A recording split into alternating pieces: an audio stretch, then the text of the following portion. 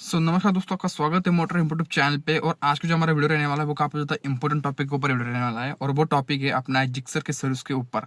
तभी सबसे पहले बात करूँ तो अपने गाड़ी का भी 5th या फिर 6th सर्विस रहने वाला है। और मतलब कि डन हो चुका है सर्विस, की बात नहीं है, लेकिन जो मेरा एक्सपीरियंस रहा है वो मैं आपको यहाँ पे मेनली शेयर करने वाला हूँ। और जो वीडियो है उन लोगों के लिए खास रहने वाला है जिनको भाई 26 में या फिर 27 में स्टार्टिंग में किसी को भी मतलब जिक्सर ऐसे 155 खरीदनी है तो उनके लिए काफी बेस्ट टॉप नॉच वीडियो रहने वाला है। और मेनली बात करूँ तो सर्विसिंग के ऊपर है। मतलब कि गाड़ी खरीदने तक तो ठीक है भाई, आपको 1.25 लाख तक के आसपास के बजट में वो बाइक मिल जाती है। लेकिन बात जब खरीदने के बाद की होती है, जब सर्विस होता है, मेंटेनेंस होता है, माइलेज वगैरह होता है, वो सब चीज मैटर करते हैं। उसके बाद भी आपको खर्चा करना है गाड़ी के ऊपर। ये कोई मोबाइल नहीं खरीद लिया, 350 का रिचार्ज कर दिया और चल गया, तो भाई बाइक के बेसिकली मतलब जो आपको खर्चा यहाँ पर डेफिनेटली करना पड़ेगा।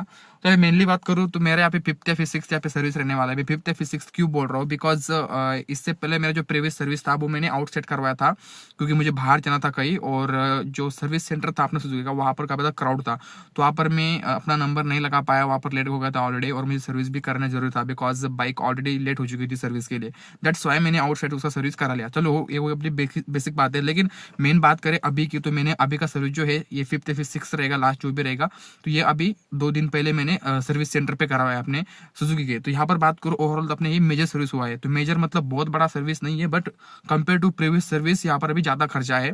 तो बात करूँ तो यहाँ पर कुछ चीजें चेंज हुए, या फिर मैं कहूँगा कुछ नई चीजें यहाँ पर एड ऑन करवा दी गई है। मतलब कि जो मेंटेनेंस आया था, कि जैसे कि मेरे प्रॉब्लम्स की बात करें सबसे पहले, तो मुझे ये सर्विस जो अपनी आफ्टर 25,000 किलोमीटर की मैं अभी आपको बता रहा हूँ। और आज तक जो था इसके पहली सर्विस पूरी नॉर्मल हुई है। बस oil filter change, oil change, और कभी कभार मतलब 1-2 बार इसका एयर फिल्टर चेंज हुआ अपने बाइक का। उसके अलावा डिस्क पैड 1-2 बार चेंज हुए। उसके अलावा दूसरा कोई भी खर्चा नहीं, आज तक गाड़ी ने कोई भी मतलब नहीं दिया।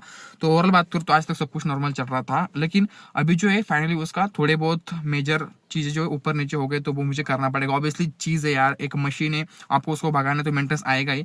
तो कोई बड़ा मेंटेनेंस नहीं है, लेकिन एग्जैक्ट मेंटेनेंस क्या है वो आपको यहाँ पर मैं शेयर करने वाला हूँ। और वही नहीं तो मैं आपको डायरेक्टली ऑन टाइम बिल दिखाने वाला हूँ अपने डिस्प्ले पे, मुझे क्या कुछ खर्चा आया, कौन सी चीजों का क्या कुछ प्राइसिंग रहा है, वो आपको मैं डायरेक्टली बिलिंग ऑन दिखा दूंगा आगे वीडियो में। तो सबसे पहले बात करें तो अपनी गाड़ी का जो है आफ्टर 25,000 किलोमीटर के बाद का मैं आपको ये जो है एक्सपीरियंस रिव्यू दे रहा हूँ अबाउट द सर्विस। सबसे पहले बात करी जाए तो गाड़ी 25,000 किलोमीटर डन हो चुका है। इस 25,000 किलोमीटर में सबसे पहले बात करूँ तो मेरा अभी खर्चा क्या कुछ हुआ है। तो सबसे पहले बात करें सर्विसिंग के लिए, तो नॉर्मल अपनी सर्विसिंग तो हो गई है, जो कि इंजन ऑयल चेंज और एयर ऑयल फिल्टर चेंज यहाँ पर हो गया है। लेकिन उसके अलावा बात करूँ तो अपनी गाड़ी का जो था फ्रंट सस्पेंशन लीक कर गया था।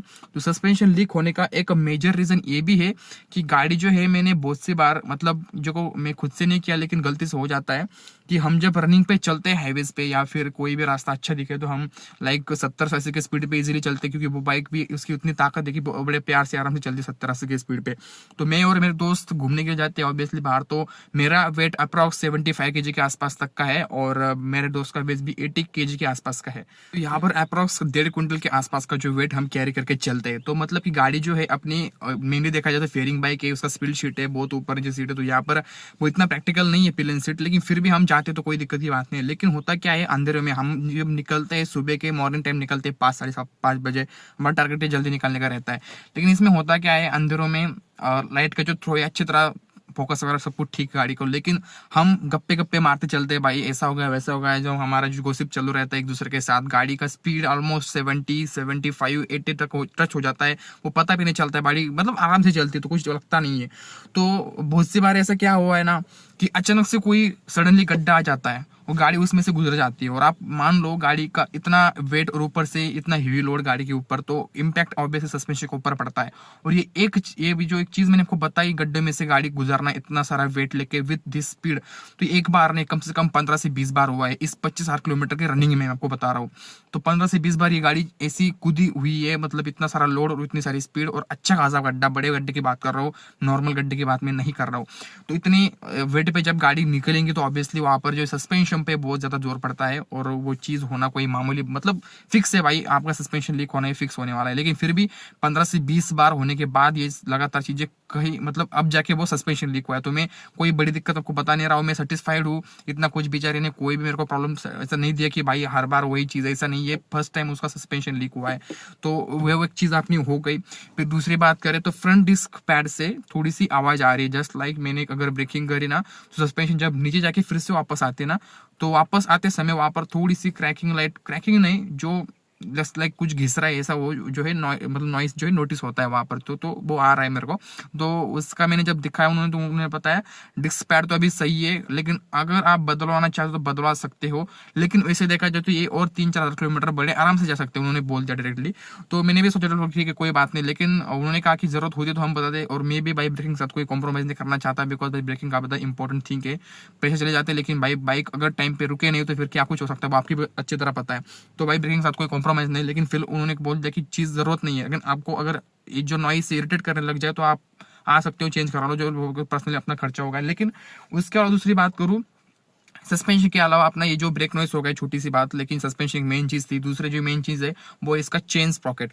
अब इसका जो चेन स्प्रॉकेट का सीन क्या होगा है, जब हम गाड़ी चलाते हैं तो चलो मैं भी स्मूथली चलाता हूँ, मैं स्पीड के लिए घबराता नहीं हूँ, मैं स्पीड के लिए अच्छी खासी उसको 90-100 के ऊपर चलाता हूँ कभी कभी, लेकिन जो खींचने का तरीका होता है वो मैं सॉफ्टली खींचता हूँ, गाड़ी आराम से चलाने जाती है तो इतना मैं कुछ नहीं करता। लेकिन जब गाड़ी दोस्त के पास चली जाती है तो वो जस्ट लाइक झटके देते हैं। मुझसे भी कभी कभार हो जाता है अर्जेंटली, या फिर ऐसा मूड स्वैप हो जाता है कि भाई गाड़ी को आज बहुत भगाना है, तो जब हम झटके देते हैं गाड़ी को, जब एक्सट्रीमली खींचते हैं ना, जब सडनली जो अपना थ्रोटल रहता है उसको खींचते हैं ना, तब इंजन पूरी ताकत वो टायर में घुसा देता है। सीधी सी बात है, वो पावर लगाने वाले उसको पेट्रोल जाने वाला है, पावर आने वाली, तो वो जो बेसिक सी बात हो गई। लेकिन जब वो पावर रियर टायर में पहुंचता है चेन के थ्रू, तो चेन से जो झटका पहुंचता है ना वो अपनी चेन पॉकेट को, वो गाड़ी कभी कभार मतलब वो चेन पॉकेट सही नहीं पाता है। दैट्स वाई वो थोड़ा थोड़ा करके, एक बारी में नहीं लेकिन थोड़ा थोड़ा करके, हर बार के सिचुएशन को, वो कंडीशन को हैंडल करते हुए थोड़ा थोड़ा करके वो डग पड़ने का स्टार्ट हो जाता है। तो फाइनली मेरा जो गैप है ना, एक वीट रहता है ना, गेहूं का आधा गेहूं तक का वो डग अंदर वो क्रिएट हो गया है अंदर चेन पॉकेट, तो मैंने वो भी दिखा दिया। तो उनका कहना था कि चेन पॉकेट भी चेंज कराने की जरूरत नहीं है। मुझे वो प्रॉब्लम क्यों नजर आ रहा है, बिकॉज मुझे जो आवाज आ रही है ना अंदर से खड़खड़ खड़खड़, जो स्पीड में मैं चल रहा हूँ, तो उसमें से मेरे को थोड़ी सी आवाज नोटिस हो रही थी, ज्यादा नहीं है लेकिन थोड़ी है। तो उन्होंने उसका भी बोल दिया कि हम उसका आगे के सर्विसिंग में चेंज करा लेंगे, अभी के लिए कोई जरूरत नहीं है। उन्होंने कहा इसका भी आप 5,000 किलोमीटर आराम से चला लो, चलो वो भी ठीक है।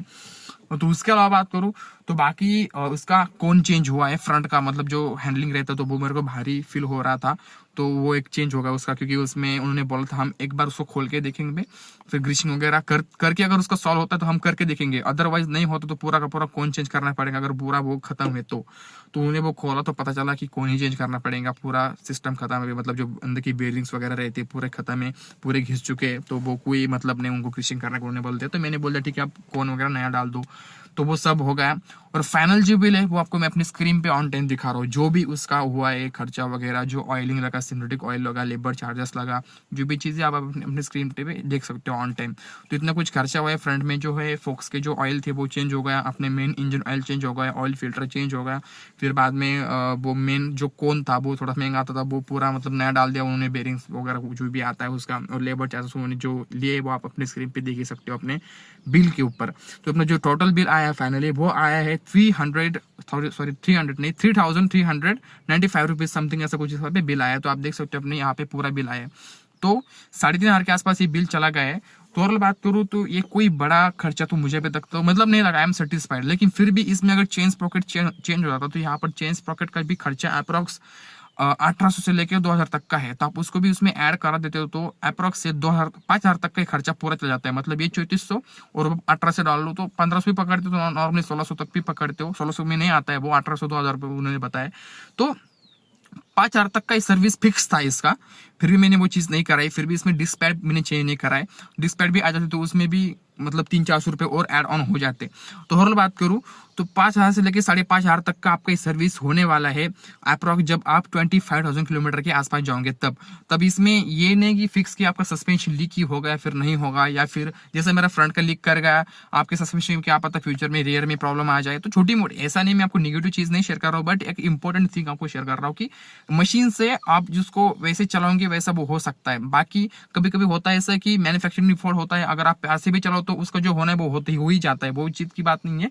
लेकिन मैं सुजुकी की बात कर रहा हूँ, सुजुकी इज बेस्ट, कोई दिक्कत की बात नहीं है, इंजन तो पूरा स्मूथ है, रिफाइंड है, वो कोई दिक्कत की बात नहीं है। बट ये जो बाकी के खर्चे मैं आपको बता रहा हूँ एड ऑन करा के, तो 25,000 किलोमीटर के आसपास जब आपकी गाड़ी चले जाएंगे तो अप्रोक्स आप मान लो कि आपको जो है 5 से लेकर 5,500 तक का खर्चा आपको आने वाला है। मैं थोड़ा सा गेट खोल देता हूँ, आपको बाहर का नॉइज आएगा, लेकिन मुझे बहुत ज़्यादा अंदर गर्मी हो रही है, दैट्स वाई मैंने गेट खोल लिया। तो अभी बात करूँ तो मोटा मोटा इतना कुछ खर्चा है अगर आप 25,000 किलोमीटर तक गाड़ी को रन कर देते हो। उसमें जो मेन किरदार निभा रहा है वो आपकी राइडिंग स्किल्स और आपकी जो डिपेंडेंसी, आप किस तरह से चला रहे हो गाड़ी को, बहुत सब चीज़ें मैटर करती है। अगर आप कैसे भी चला लोगे तो गाड़ी को ऐसा कुछ होता नहीं है, गाड़ी अपनी काफ़ी ज़्यादा रगड़ है।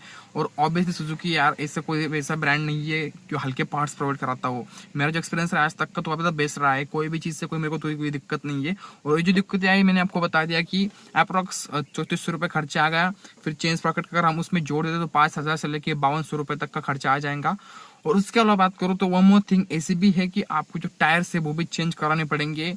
मतलब अप्रोक्स आप जब 30,000 किलोमीटर के आसपास जब चले जाओगे तो आपके टायर ऑब्वियसली घिसने वाले, बाकी वो आपके टायर्स मतलब डिपेंड करता है आप कितना वेट डल के चलाते हो। अगर आप 90% सिंगल सीट चलोगे तो वो नहीं घिसेंगे इतने, लेकिन डबल सीट अगर आप चलते हो तो वहाँ पर ऑब्वियसली आपको 30,000 किलोमीटर के आसपास आपको टायर चेंज करने पड़ेंगे, जिसकी कॉस्ट जाएंगी आपको अप्रोक्स। पीछे का जो टायर है उसका आता है 140 का टायर है, जिसका जो ऑनर मतलब जो प्राइसिंग है वो अप्रोक्स आता है 300 नहीं 3,700 के आसपास उसका कॉस्ट चला जाएगा। बाकी ब्रांड्स के ऊपर भी डिपेंड करता है। मैंने चेक करा है, मेरा टायर तो खत्म हो गया बिकॉज वो मेरी गलती की वजह से 25,000 किलोमीटर में वो नहीं होता है खत्म। लेकिन मेरा एक सीन क्या हो गया था ना, ट्यूबलेस टायर का एक सीन रहता है ना कि लो प्रेशर में गाड़ी को अगर आप 1000 से लेके 1500 किलोमीटर तक अगर आपसे गलती से गाड़ी चल जाती है कि भाई लो प्रेशर आपको पता नहीं चलता, because compare to tube tyre वहाँ पे होता क्या है, ट्यूब टायर में जब आप हवा भरते हो अगर उसका हवा डाउन हो जाए तो वो ऐसा चपक जाता है, पच जाता है। लेकिन जो ट्यूबलेस टायर होते हैं ना उनमें वैसा सीन नहीं होता है। ऊपर से एकदम एमआरएफ ब्रांड है, काफी ज्यादा रगड़ ब्रांड है, तो उसका क्या सीन है, टायर में हवा कम भी मतलब जीरो भी रही ना तो वो समझ में नहीं आता है। तो मेरे से वही चीज हो गई, मैंने हर बार उसको बिना लो प्रेशर में ही उसको भगाया, डबल सीट सिंगल सीट पता भी नहीं चला बहुत सी बार। तो टायर जो है ना एक बार में लाइक मान लो ये जो होगा ये प्लेन सरफेस है एकदम, इसका जो हम अलाइनमेंट बोलते हैं ऐसा अलाइनमेंट है। तो अगर आप उसको लो प्रेशर में भगाते रहोगे कंटिन्यूसली तो एक मोड आएगा जब आप 1500 से 1600 किलोमीटर उसको भगा लोगे तो धीरे धीरे जस्ट लाइक ऐसा होने लग जाएगा, आपको पता नहीं चलेगा। ऐसा एक मान लो फिर ऐसा मान लो वो होने लग जाएगा ऑटोमेटिकली, और उसी साइड से फिर वो घिसने को स्टार्ट हो जाएगा और फिर वो आपको पता भी नहीं चलेगा। और जब तक आपको पता चलेगा कि टायर एक साइड से घिस रहा है तब तक इतनी देर हो चुकी होगी कि वो टायर पूरा खत्म हो जाएगा। मतलब कोई फिर आप कितना भी हवा भरा लो वो सुधरने वाला नहीं है। उसको एक ही ऑप्शन है, चेंज द टायर। बिकॉज अब मेरा वही सीन हो चुका है कि मेरा टायर जो एक साइड से पूरा घिस गया है, ऐसा लग रहा है जैसे मान लो इसको 50,000 किलोमीटर गाड़ी ने रन हो गया होगा, ऐसा बोल लग रहा है। तो ये तो मेरी छोटी सी गलती होगी, आपको शेयर कर रहा हूँ क्योंकि आप वो गलती ना दोहराए, इसलिए मैं को शेयर कर रहा हूँ अलर्ट करने के लिए। बाकी कोई दिक्कत की बात नहीं है। बाकी फ्रंट टायर अभी भी अच्छे से बड़े आराम से 5-6 हज़ार किलोमीटर बड़े आराम से चले जाएगा, इतना उसका कंडीशन है। तो मैं आपको उसी के आधार पर बता रहा हूँ। मेरी गाड़ी अभी जो है 25,000 किलोमीटर डन हो चुकी है। आप जब खरीदोगे तो आपको भी 30,000 किलोमीटर के आसपास के जो है टायर आपको चेंज करने पड़ेंगे, जिसका कॉस्ट अप्रॉक्स पीछे का टायर आप 4,000 पकड़ लो, अपोलो को आता है 3,750 रुपए के आसपास, 800 रुपए के 3,800 रुपए के आसपास पकड़ लो। एमआरएफ का भी 4,000 तक चले जाता है, उसमें भी सीरीज से ऊपर नीचे वो प्राइस हो जाता है, तो 4,000 आप अप्रॉक्स मान लो वो। और फ्रंट का जो टायर है वो अप्रॉक्स आई थिंक 100 सेक्शन का आता है, तो वो भी चले जाएगा आपका 2,200 से लेके 2,500 तक का। तो आप उसको प्लस माइनस जोड़ के आप आपके खर्चे का अंदाजा लगा सकते हो कि कितना खर्चा आएगा। मतलब आप मान लो पहले वो 5,000 पकड़ लो अप्रॉक्स, फिर ये टायर का 4,000, उसमें 5 और 4 हो गया अपने 9,000, और फिर फ्रंट का टायर आएगा अपना 2,500 के आसपास। तो 11-12 12,500 तक का आपको 30,000 किलोमीटर के आसपास तक का खर्चा आएगा। उसके पहले के सर्विस के पैसे में इसमें नहीं जोड़ रहा हूँ, वो भी आप ध्यान में रखो। ये स्पेशल डायरेक्टली आप बोल रहे हो मेजर सर्विस है, जिसमें आपके सस्पेंशन के ऑयल जो है वो चेंज होंगे, फ्रंट जो फोक्स है उसके ऑयल चेंज हो जाएंगे, डिस्क पैड आप दोनों नए मान लो, या फिर चेंज पॉकेट चेंज हो गया, कोन चेंज हो गया, बाकी कुछ मतलब वो एक नॉर्मल मैं आपको बता रहा हूँ इतना आपको 10-12 हज़ार खर्चा करना पड़ेगा जब आपकी गाड़ी 25 से 30,000 किलोमीटर चली जाएंगी। तो इतने कुछ चीज़ें थी, बाकी मुझे कुछ दिक्कत तो दूसरी नहीं आई है, पूरा शोरूम में हो जाता है काम, कोई दिक्कत की बात नहीं। ऐसा कोई कंप्लेंट नहीं कि भाई हुआ नहीं या फिर ये नहीं कर पा रहे, ऐसा कोई भी चीज़ या फिर दिक्कत की बात नहीं है। मैं तो पूरा सेटिस्फाइड हूँ अपनी बाइक से भी, उसके सर्विस से भी। और इतना खर्चा तो मैं मतलब मुझे तो सही लग रहा है यार, कोई मतलब बड़ी दिक्कत की बात नहीं है। ऐसा नहीं कि बहुत ज़्यादा हो रहा है ये, मतलब ये आप मान लो 25-30 किलोमीटर कोई कम रनिंग नहीं है, बहुत ज़्यादा रनिंग है। और ऊपर से मैंने डबल सीट गाड़ी को भगाया है, बहुत सी रोड खराब रास्तों पे उसको क्रॉस करा है, उसके हिसाब से उसने जो मेंटेनेंस मुझे दिया है बैक में वो एकदम मतलब मैं सेटिस्फाइड हूँ यार। ऐसा नहीं बहुत पैसा आपकी वाइफ के पास, लेकिन उसको मेंटेन कर पाऊँ उतना तो अपन है, लेकिन वो तो आपको बता रहा हूँ कि हाँ कि वो अच्छा है, जो भी है अच्छा है। आपको ऐसा नहीं कि आपको उसको लेने के बाद इतना पछतावा आएगा कि भाई इतना मेंटेनेंस आ रहा है, इतना खर्चा जा रहा है, ऐसा नहीं है। खर्चा आपको करना पड़ेगा डेफिनेटली, वो बात नहीं है। गाड़ी का पेट्रोल तो आपको भरवाना पड़ेगा टाइम टू टाइम। मेरे लिए दिक्कत की बात नहीं, ऐसा बोल रहा हूँ मैं। शायद से कुछ लोगों के लिए ये भी बहुत बड़ी बात है भाई, 5,000 मतलब बहुत बड़ी रकम होती है, वो चीज़ नहीं बता रहा हूँ आपको। लेकिन उसके उसको अगर देखा जाए तो उसके हिसाब से मेरे को सही खर्चा लग रहा है बहुत, मतलब उसने कुछ तंग नहीं किया। उसकी इसके अलावा मेरे को ऐसा लग रहा है दूसरी बाइक अगर होती तो इसका सस्पेंशन इससे पहले ही मतलब बहुत दम तोड़ देता है। इतना आसान नहीं है इतना वेट लेके गड्ढों से गुजरना, वो भी इतने हाई स्पीड पे। तो वो एक चीज़ मेरे को अच्छी लगती है अपनी जिक्सर के बारे में कि सच में गाड़ी अपनी बिकने के मामले में बहुत कम है, उसका सेल्स फिगर कम है, ओपन बात है। लेकिन जो क्वालिटी गाड़ी में दी हुई है कंपनी ने, जो कंपोनेंट्स जो पार्ट्स उसमें डलाए हुए हैं काफ़ी ज़्यादा ओरिजिनल, एक रगड़ बम्पर, मतलब एक चीज़ क्वालिटी वाले हम जब बोलते हैं ना, वो चीज़ अपने जिक्सर में ऑब्वियसली आपको मिल जाएंगी। तो भाई इतना ही कहूँगा, जिक्सर के बारे में मुझे तो कोई दिक्कत लगती नहीं है, गाड़ी का पता बेहतर है। इंजन के बारे में और कोई दिक्कत ही नहीं है, ना कभी ऑयल लीक हुआ, ना कहीं दूसरा ऐसा कोई पार्ट है कि जो मुझे भी तंग कर रहा है, ऐसा कोई नहीं है। जितना है मैंने आपको शेयर कर दिया, सीधा सीधी बात है। और इतना मतलब हो जाता है हर एक गाड़ी का। लेकिन इससे कंपेयर कर जाते सेगमेंट में ऐसी भी और गाड़ियाँ कि भाई इनके जो मैंने आपको खर्चे बताए ना अभी, ये सेम खर्चा उनका 10-10 किलोमीटर में ही हो चुका है ऑलरेडी।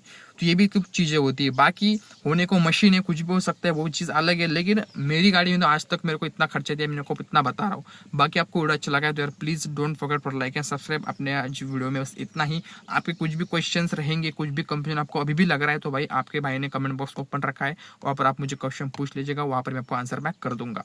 तो चलिए मिलते हैं अगले वीडियो में, तब तक अपना ख्याल रखें दोस्तों, तब तक के लिए टाटा बाय बाय।